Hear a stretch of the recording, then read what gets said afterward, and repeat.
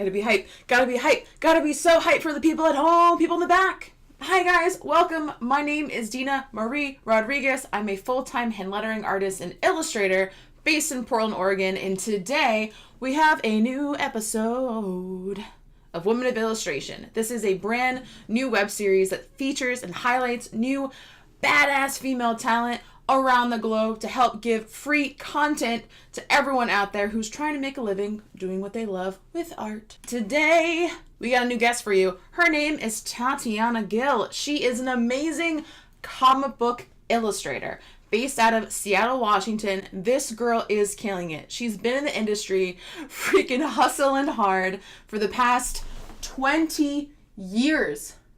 That's a lot of years. I love the kinds of subjects that she talks about throughout her entire career. Things like plus size women and body positivity. Hell yeah. Talking about things like social anxiety and healthcare and just general social justice warrior badass. Things that honestly I can't get enough of in my feed.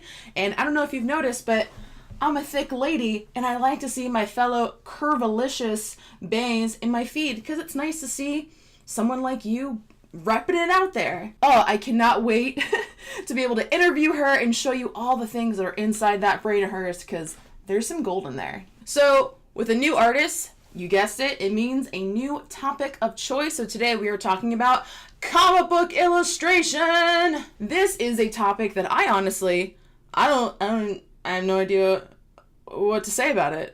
I've never done comic book illustration. I enjoy it. I think it's a beautiful medium of choice, but when it comes to like how to self-publish your own comic book or how to actually get work as a comic book illustrator or even what the first steps are, I'm a little speechless. And I don't do speechless. But my girl Tatiana, she's got your back. So we're going to launch this series with the most important question. What is the first step? How to get started in comic book illustration. How do you get your name out there as a comic book illustrator so you can eventually get paid to do what you love? Are you guys ready? Fade to pink. Hello and welcome to the next installation of Women of Illustration, a brand new series featuring badass women like this girl right here. This is Tatiana Gill. She does comics. She's insane. She's been in the industry for a hot minute, and I'm so excited for you guys to learn from her. And we're actually doing a very impromptu 3-part series all about how to do comic illustration, which is something we haven't really done. We haven't really done a deep dive in any sort of niche of illustration, so I'm kind of excited. And also, I've been getting like a shit ton of questions about comic book design and like what to do in the industry, and I'm like, I don't know the answer because I'm not in that niche, so I figured I know the perfect person. So, Tatiana, how long have you been in the industry? About 20 years now. Oh, no big deal. Yeah, quite some time. I mean, flittering around the fringes for, in and out of the fringes, and then plummeting in more significantly the past probably 5 years. Yeah. What kind of stuff do you work on, like day to day? I've got a few projects going on. I'm working on a graphic novel with a writer who, commissioned me to draw the graphic novel. I get like short comic assignments, like, a 3-panel strip. I do illustrations as well, like spot illustrations in a cartoony style. So. Oh, cool. And then and I'm asking her questions that she wasn't prepared for, which is going to happen. So like, what's like the typical kind of client that you work with being into comics? Like, what does that even look like? Well, it really, there's a few different kinds. I would say, one of my biggest is private commissions. Like someone wants a comic for their blog or their, or even like a drawing of them and their family in a cartoony style for like a family portrait. I get a lot of work that way.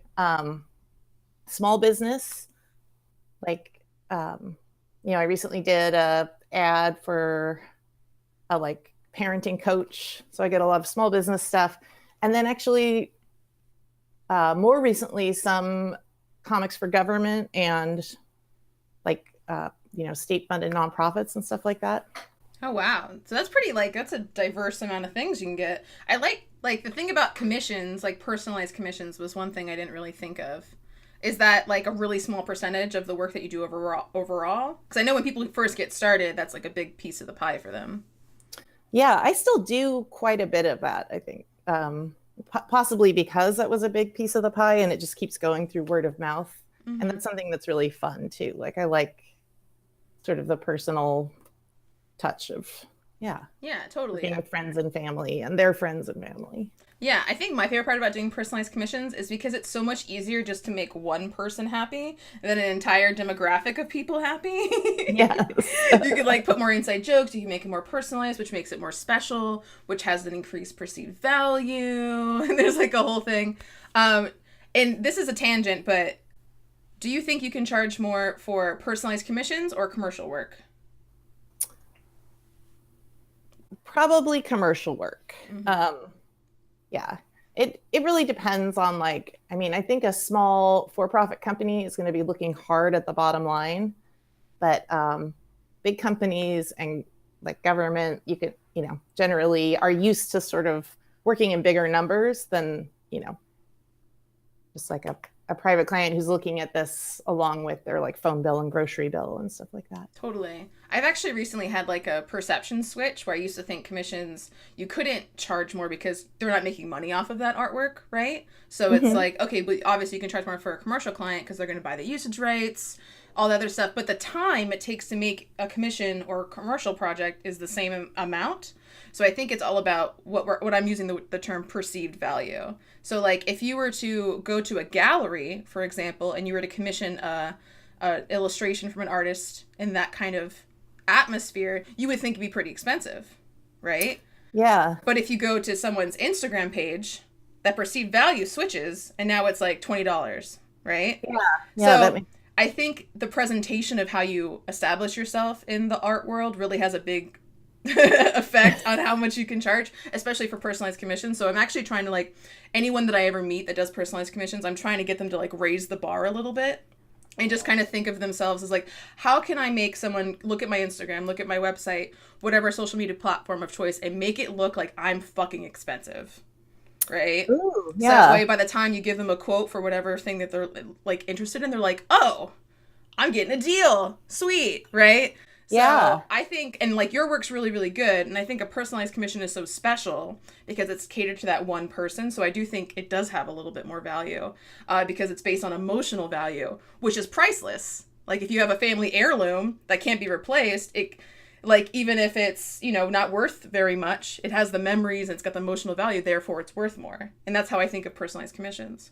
I don't know, do you think I'm crazy like thinking No, that that way? makes sense. Yeah. Well, and I think it depends too on the person, like if you've got like a school teacher who doesn't have very much money, they might not have that much to spend, but then, yeah, someone who's used to buying like gallery art for thousands of dollars, it's like, oh yes, it's a work of art. Of course you can. Mm-hmm. And this is But just an idea because I'm like, I don't know. I just every time I meet a person, like, how can I make you money? How can I inspire you to yes, just make me be money. rich, right? It's like I just can't help it. So something I always thought would be really cool with comics is because the style looks more simplistic than I would assume it is, but especially when you start to include like foreground background and it's not just the characters. If you were to do something crazy like a really long strip that was like, because I feel like that's such a weird aspect ratio that a lot of people wish they had for their houses because it's like a weird space to fill. But if you did Oh like a yeah. really long strip of just like characters and buildings and like really atmosphere and like tell an actual story, so instead of it being like a comic book that has each panel separated, it's all kind of telling a story from left to right. Hmm. That's something that you could probably charge like a nice pretty penny for doing a personalized Interesting. commission. Yeah. And Yeah. and it'd be cool. And then like for Instagram, you could do the whole like and just moving the camera to the left or the right, and that'd be really sweet. Yeah. I don't Oh, know. that's great. Well, I know, this artist that I love, Ellen Forney, she does comics, but then she was like, she started, and this was pre Instagram or pre, Instagram being the thing. Mm-hmm. But she wanted to make the leap to like, it's art, it should be in a gallery.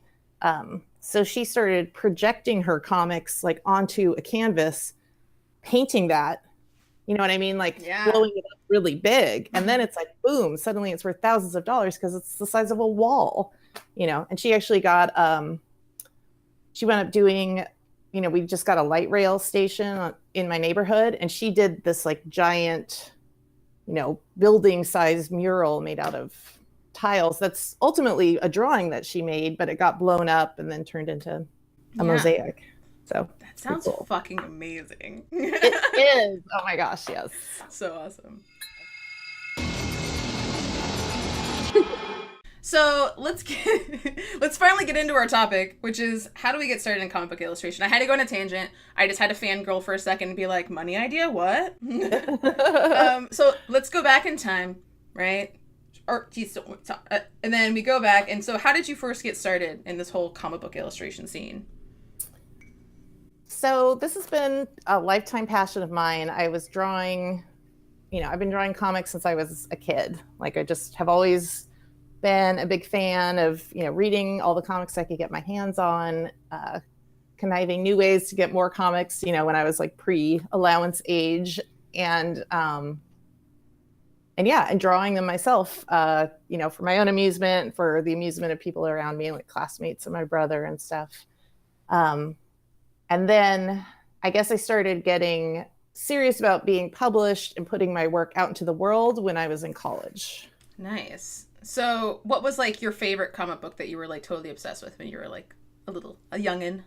Tintin. Tintin? Yes. It's these, Belgian comics about this boy reporter that goes to all these different countries and has these different adventures. And and I would just read them like I remember my parents teasing me because I got a new one and I read it probably 100 times. I was just sitting there reading it over and over again. It was a little obsessive, a lot obsessive. So what was the inspiration behind like taking a hobby of reading comic books to being a creator of comics, like once you were in college? So I had a big inspiration when I was younger that my mom drew a comic, and it wasn't for money, but it was for fun. But she published a book and put it out. And so that got into my head that was a possibility. I was taking a comics class at my college, and some of the people there were making zines and, selling them at local stores. And so I got into that too. And that was also, and this is, rolls into another subject, but then I was published by my school paper. And so that's what started getting word around, and people would come up to me, that I didn't know, saying, or I guess once they heard my name, they would be like, oh my gosh, you draw that comic that I love. Yeah. That little, I feel like that first flavor of fame is like, oh, you know me? What? Like, it's like you're just more excited that they even know who the fuck you are than anything else. Yes, totally. So anyone out there, if there's anyone that you spot in real life, like legit that you're a fan of, fucking tell them. Guaranteed, if they're not popular, it'll probably make their day. Just a heads up.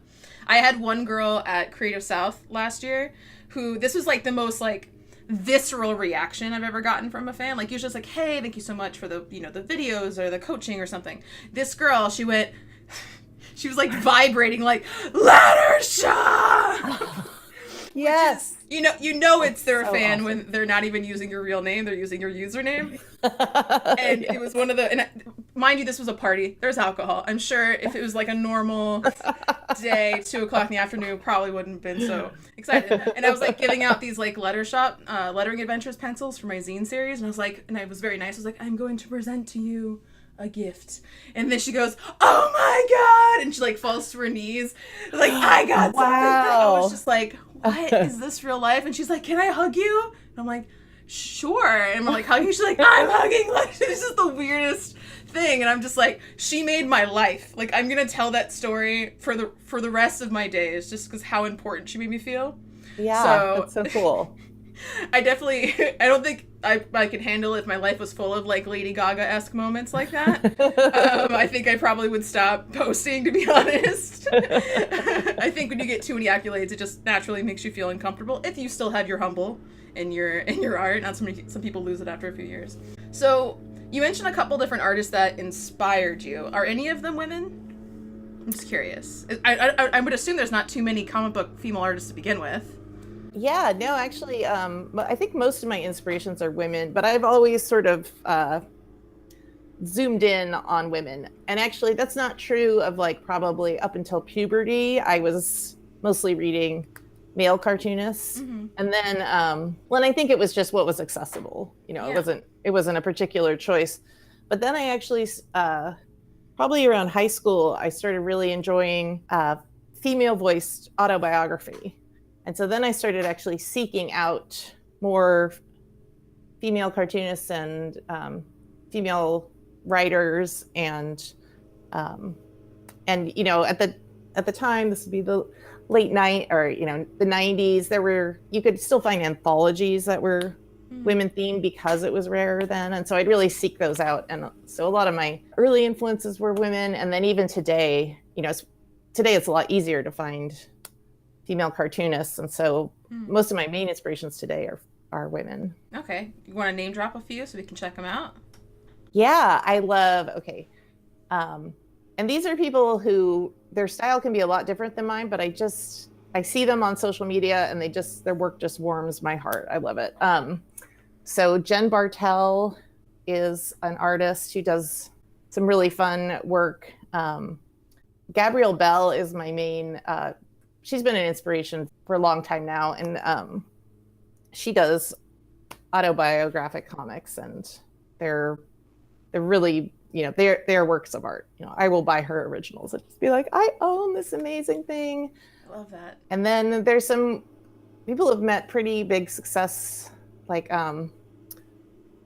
Noelle Stevenson, who does Nimona. Mm-hmm. She's actually now, from her social media, I think she's now producing a She-Ra cartoon, a new She-Ra reboot. And so I'm like, oh my gosh, she's like the big time if you're doing She-Ra property. But yeah, I just love her style, and I just love how a lot of women now are. It seems like, they have like best-selling graphic novels. They're working they might have a day job in animation, or just really be moving and shaking, I guess. Like doing, really well known and really inspirational. Yeah, that's so cool. Yeah, I mean, like, my personal favorite, and this is something that's so new, like, I feel like I didn't really understand the illustration world until I just started this series. Because, you fall into the trap, the tunnel vision of your own niche. So it's just lettering, until then I, like, open up to illustration, and then it's all the different facets of illustrations, like animated illustration, comics, and then, like, all the different style and subsections with mediums and subject matter. It's endless. That my favorites are really the people who do just depict their life.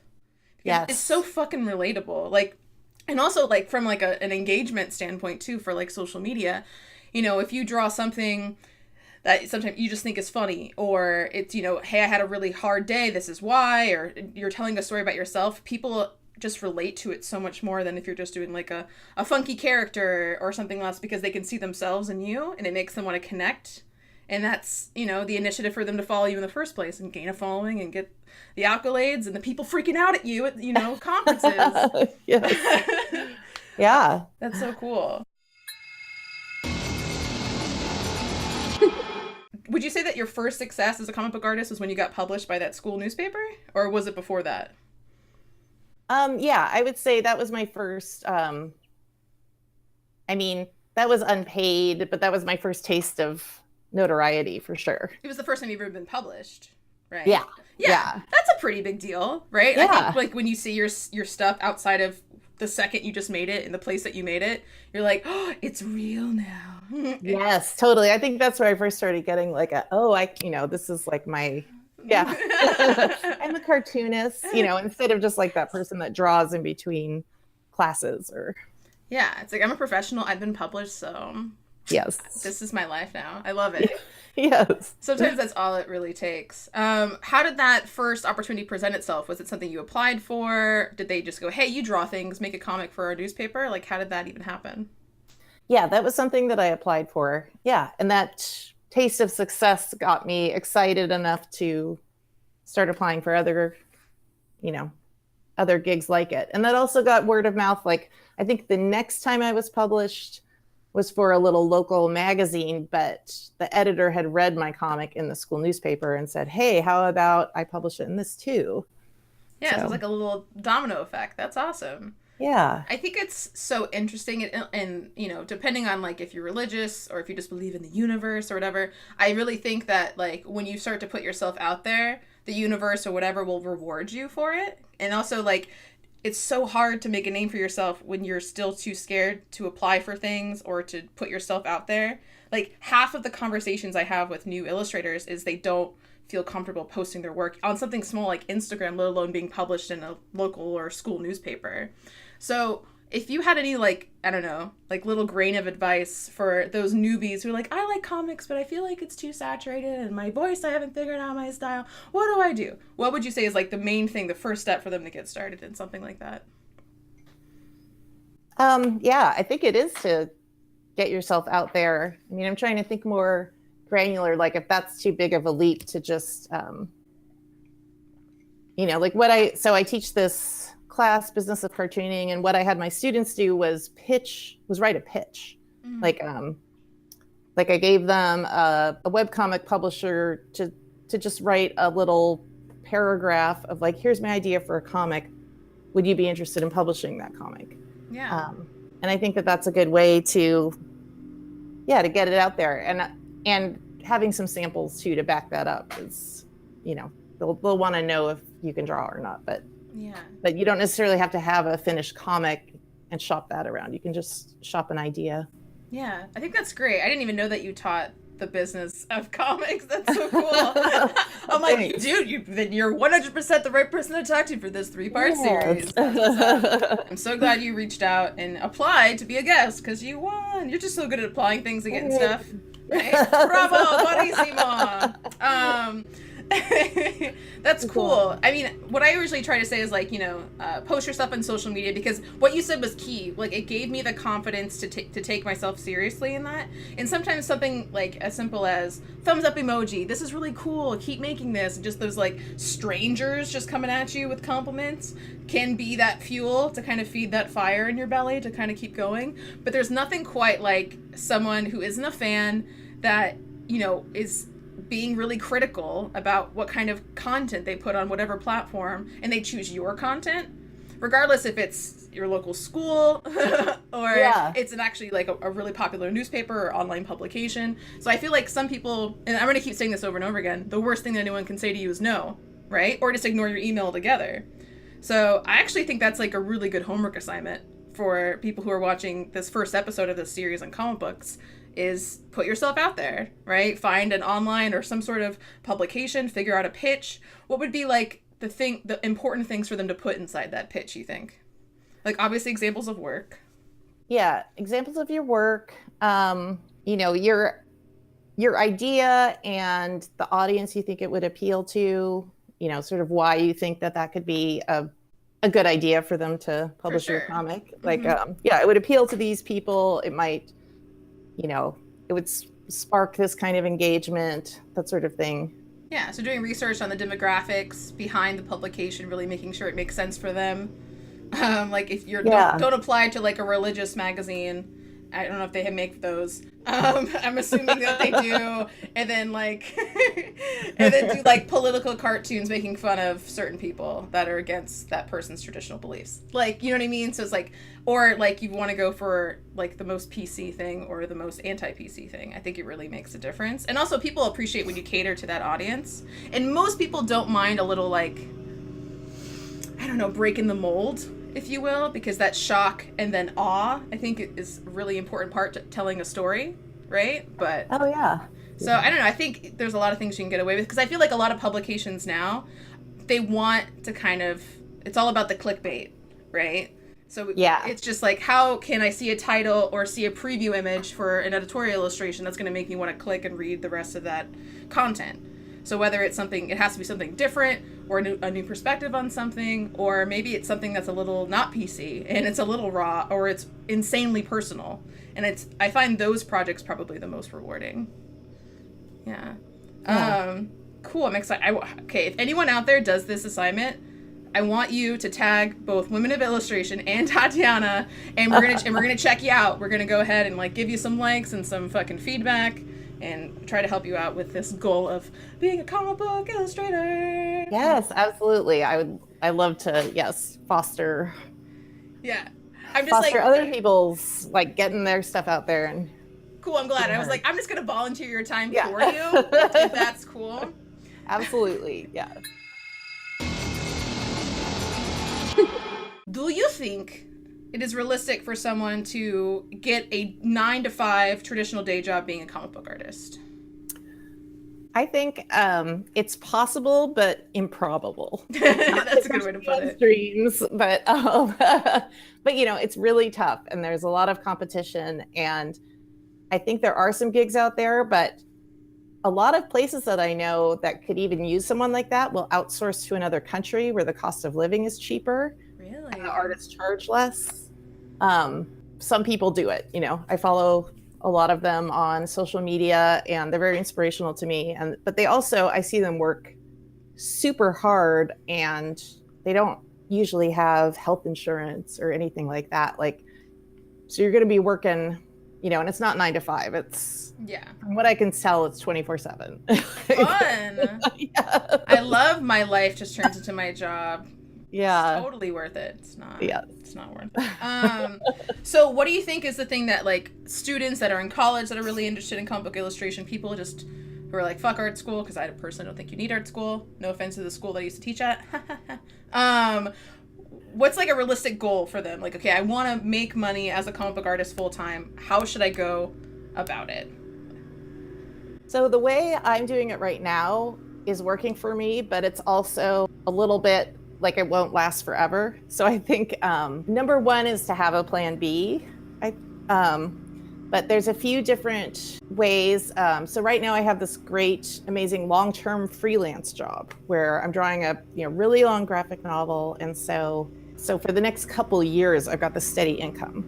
Mm-hmm. I was looking at some of the other episodes of this series, and I think a lot of those have really good calls, like, set up your work so that you can sell digital copies, or that you can sell merchandise and things like that, so that you have this sort of constant revenue stream. Set up a Patreon, the patreon.com, mm-hmm. so that people can support you, and even if you are not making very much that way, it's a little bit more.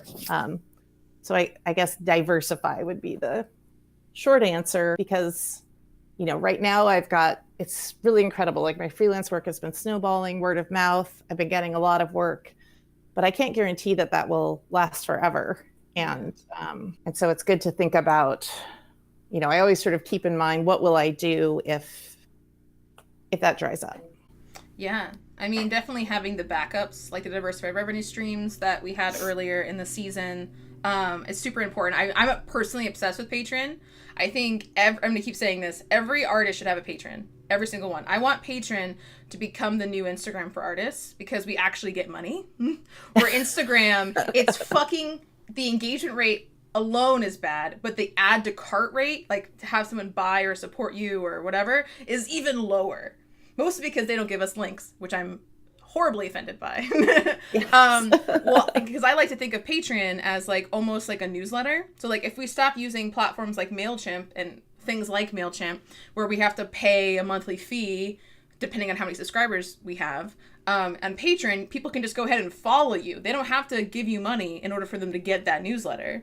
So that's a great way to kind of get email marketing, but in a way that is very easy for the person just to hit a button and give you money every month and be a part of your subscription, So yeah. I feel like if we think about it from that kind of marketing strategy of like, hey, I'm going to give and I give and I give, and you get behind the scenes content, you get all this stuff, eventually you're going to want to give me $1 or $5 or $10 or whatever in order to support me, because I'm helping you, whether it's making you laugh, making you feel like less alone in this universe, or maybe you just want to be me and it just keeps you like that fire in you to keep making, right?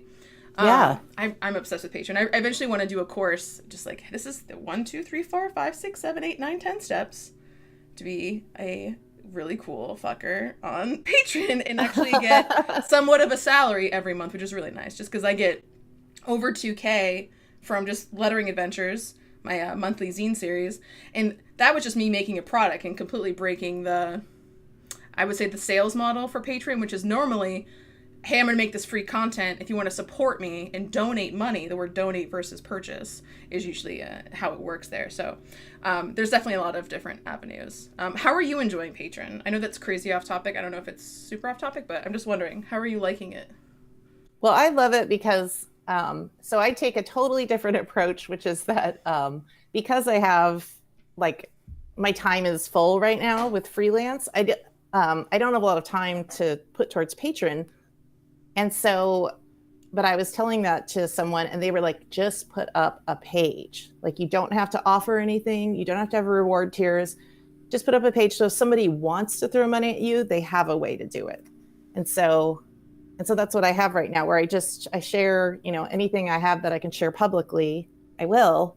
And it's just a place to point people like, hey, if you support my work, consider throwing me a little money my way. So right now I'm not making very much, but it's out there and it's a place people can go. And when I have more time, I would like to do more of a serious endeavor. But meanwhile, it's just great because, I probably make more that way than from book sales because. Yes, commissions are far less than full donations for sure. I don't know. I think we live in this kind of, just to wrap up on this episode, we live in this amazing gig economy that is probably going to plummet at some point. I'm assuming, just like all different kinds of markets and economies do, if we just look at basic history. But in the meantime, I think we just really need to take advantage of this. And I mean, it's just like, oh, why would I start my own business? Why would I do this? Because there's so many other people doing it. It's like, you have an idea. Great. So does every fucker out there. The difference between you and the fuckers is you're actually going to do the thing and be consistent about it. Not everyone has the balls to even start something, let alone continue to do it. Like a 365 series or just doing a campaign for Instagram or whatever. The name of the game is literally just like creating content and doing it consistently, whether that's on Instagram, Patreon, or any of these platforms. And then people will follow you and they will give to you and they will support you. And it's really that easy for now. Right? Yeah. Okay. So, boop, boop, boop, boop, boop, boop, boop, boop, doo. All right, Tatiana, super excited about just hearing like how you can get a really cool start in the illustration industry, specifically comic books. But when we come back in the next episode, we're going to talk about how we can actually get paid. Right? It's one thing to get noticed. It's one thing just to learn all the stuff that you got to do, the practice, all the things. But how can I start paying my bills and get some of that cash paper in exchange for my art, right? So We'll see you next week with Tatiana Gill. All right, bye. Yes. That was a good episode. Thanks for sticking around throughout that entire interview. You are a champion after my heart, and I love you. If you guys want to support Tatiana, which I highly recommend that you should, you can go ahead and give her a follow on Instagram at tatsgill. You can also check out all of her comics, everything that she's published, her blog, all of her cool content at tatianagill.com. Any ladies out there want to get some extra exposure on your work? I know you do. Go ahead, give me a follow at instagram.com/women of illustration and use the hashtag women of illustration in order to get featured, because your work's cool and it's hard to find your cool work when there's so many other people making cool work. So use the hashtag so you can make my life easier, okay? Cool. Also, don't forget, if you are digging this content, if you want to go ahead and you need a little bit more than just some Dina and some artists in your face, come and join our community at patreon.com/women of illustration. You can support us for just $1 that gets you access to all of our patron-only posts and early access to every single episode and monthly Q&A live streams with guests. Finally, don't forget to hit that subscribe button, y'all. You just hit that little button. Get it.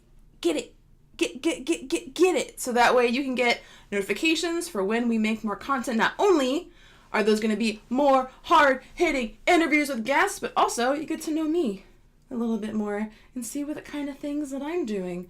And I've made an oath to pay attention to YouTube more and create more free content. You like free stuff, don't ya? Guys, seriously, real talk, thank you for being a fan. I super appreciate your view. Tell your friends. Bye!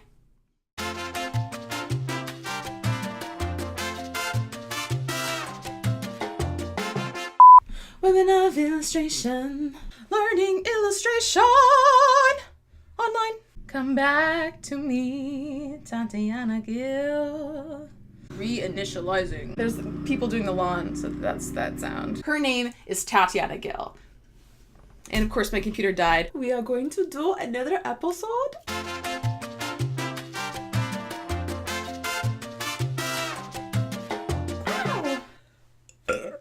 Watch the interview, boop boop boop, everyone's amazed.